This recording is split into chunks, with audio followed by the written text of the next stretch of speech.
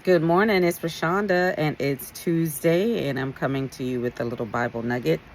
So we are in Esther right now, reading chapters 1 through 3, and we see right now there's a big old conflict, right, with the Jews.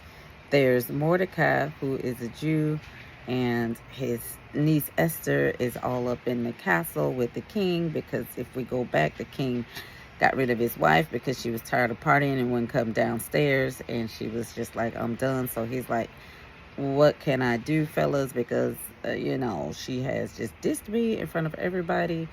And so the men were like, well, listen, if you let this ride, king, all the wives are going to be dissing us, so you got to make a big statement. And so Mordecai's niece Esther happens to be one of the ladies elected for the king, because after he got rid of his wife, he went on a shopping spree of queens so that he can choose one that will be his queen after his Vashti, who he got rid of. Anyhow, so Mordecai's there, and he's a Jew.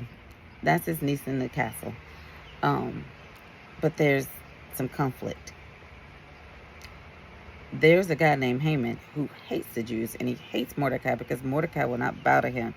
And Mordecai's like, I'm not going to bow to you because you're not the one true God. I don't bow to anybody but God. And so Haman is mad. He went to the king and he told all these lies and made a plot to kill the Jews. Get rid of them people. They will not listen. They're not obedient. They're not loyal to you, whatever. So there's conflict. But there's God.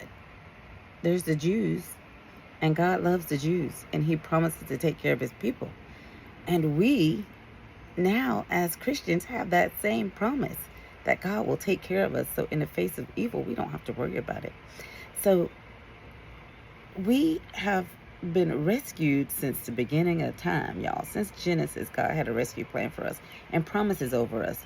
So whatever's going on with you in your life or in your world, do not fear, because guess what? God's promises will prevail. Nothing can break God's promises.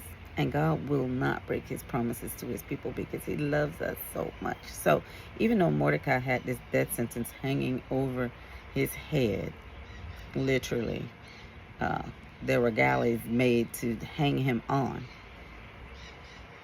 Even though he had these things visually there, he trusted God. So whatever you're facing today, trust God.